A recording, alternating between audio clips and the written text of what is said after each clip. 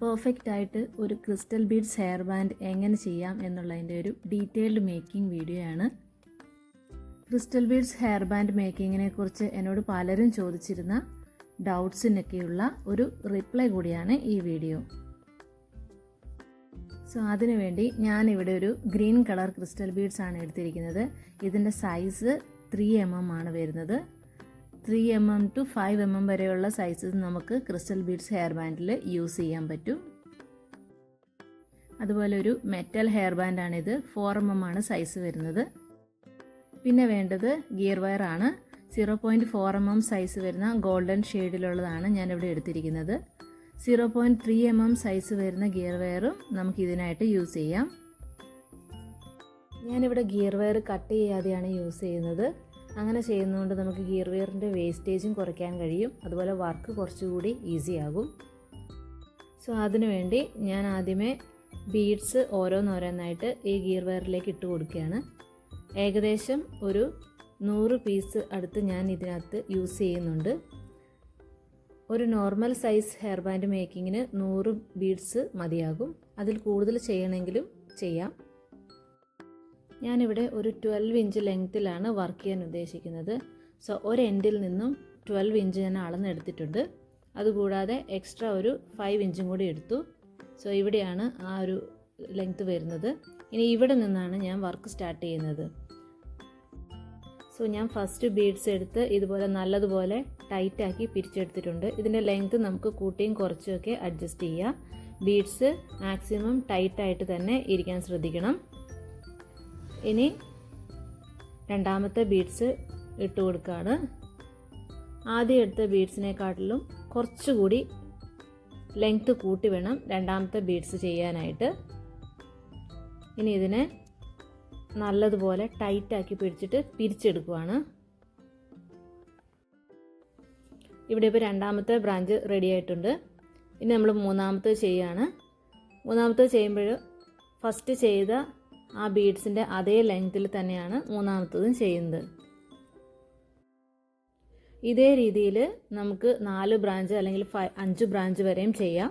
ഞാനിപ്പോൾ 3 ബ്രാഞ്ചാണ് ചെയ്യുന്നത്.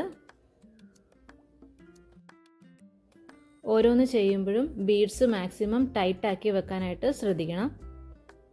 ഇനി നമുക്ക് ഈ 2 കമ്പിയും ചേർത്ത് പിടിച്ച് ഒരു 3 to 5 ടൈംസ് വരെ ഒന്ന് ചുറ്റിയെടുക്കാം. എത്ര പ്രാവശ്യമാണോ നമ്മൾ ചുറ്റുന്നത് അത് കൗണ്ട് ചെയ്ത് അത് തന്നെ വേണം ബാക്കിയുള്ള സ്റ്റെപ്സിലും ചെയ്യാനായിട്ട്. ഞാനിവിടെ 5 ടൈംസ് ആണ് എടുത്തിരിക്കുന്നത്. സോ ഇനിയുള്ള സ്റ്റെപ്പിലെല്ലാം 5 ടൈംസ് തന്നെയാണ് ഞാൻ റിപ്പീറ്റ് ചെയ്ത് ചുറ്റുന്നത്. അപ്പോൾ ഇത്രയാണ് ആദ്യത്തെ സ്റ്റെപ്പ്. ഇനി ഈ സ്റ്റെപ്പ് നമ്മൾ റിപ്പീറ്റ് ചെയ്യുകയാണ് ചെയ്യുന്നത്. സോ അതിനായിട്ട് ഞാൻ ആദ്യത്തെ ലെയർ എടുത്തു. ആദ്യത്തെ ബ്രാഞ്ച് ഇവിടെ റെഡി ആയിട്ടുണ്ട്. ഇനി അതുപോലെ തന്നെ സെക്കൻഡ് വൺ, ആദ്യത്തേതിലും കുറച്ചുകൂടി ലെങ്ത്ത് കൂട്ടി സെക്കൻഡ് വൺ ചെയ്യുന്നുണ്ട്. അതിനുശേഷം മൂന്നാമത്തെ ബ്രാഞ്ച് ആദ്യം എടുത്ത അതേ ലെങ്ത്തിൽ തന്നെ മൂന്നാമത്തതും ചെയ്യുന്നുണ്ട്. ഇപ്പം ഇവിടെ 3 റെഡി ആയിട്ടുണ്ട്. ഇനി അതിനെ ഞാൻ ആ സെൻറ്ററിലേക്ക് വെച്ച് ജസ്റ്റ് കൈ കൊണ്ടൊന്ന് പ്രസ് ചെയ്യുകയാണ് ചെയ്യുന്നത്. അതിനുശേഷം നമ്മൾ ഈ 2 കമ്പിയും കൂട്ടിപ്പിടിച്ച് 5 ടൈംസ് ചുറ്റിയെടുക്കുകയാണ്. ആദ്യം ചെയ്തപ്പോൾ ഞാൻ 5 ടൈംസ് ആയിരുന്നു ചുറ്റിയത്. അതേപോലെ തന്നെ സെക്കൻഡ് ടൈം നമ്മൾ 5 ടൈംസ് ചുറ്റിയെടുക്കുകയാണ്. സോ ഇത്രയാണ് നമ്മുടെ സ്റ്റെപ്പ് വരുന്നത്. ഇനി ബാക്കിയുള്ള എല്ലാ ബീഡ്സും ഇതേപോലെ തന്നെ ഇതേ മെത്തേഡിൽ നമ്മൾ കണ്ടിന്യൂ ചെയ്യുകയാണ് ചെയ്യുന്നത്. ഇടയിൽ വരുന്ന ഗ്യാപ്പ് 5 ടൈംസ് റൊട്ടേറ്റ് ചെയ്യാനുള്ളത് കൃത്യമായിട്ട് 5 ടൈംസ് തന്നെ ചെയ്യുക.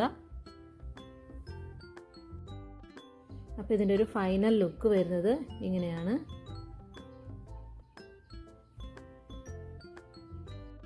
ഇത് ആദ്യം മുതൽ അവസാനം വരെ എല്ലാം ഒരേ ലെങ്ത്തിൽ തന്നെയാണ് ചെയ്തു വന്നിരിക്കുന്നത്.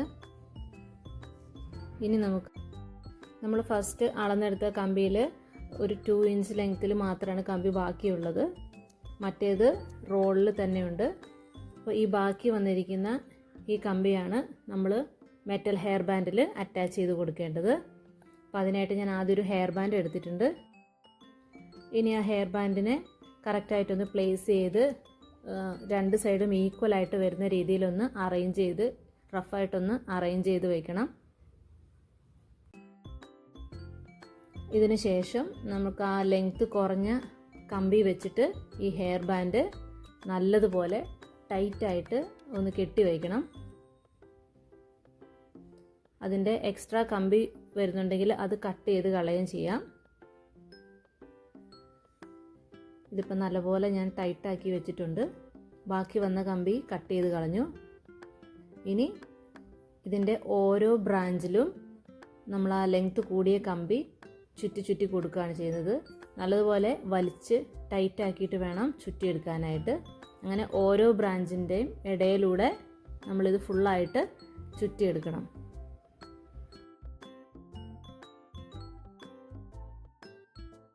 അതിൻ്റെ ഒരു ഫൈനൽ ലുക്ക് വരുന്നത് ഇങ്ങനെയാണ്.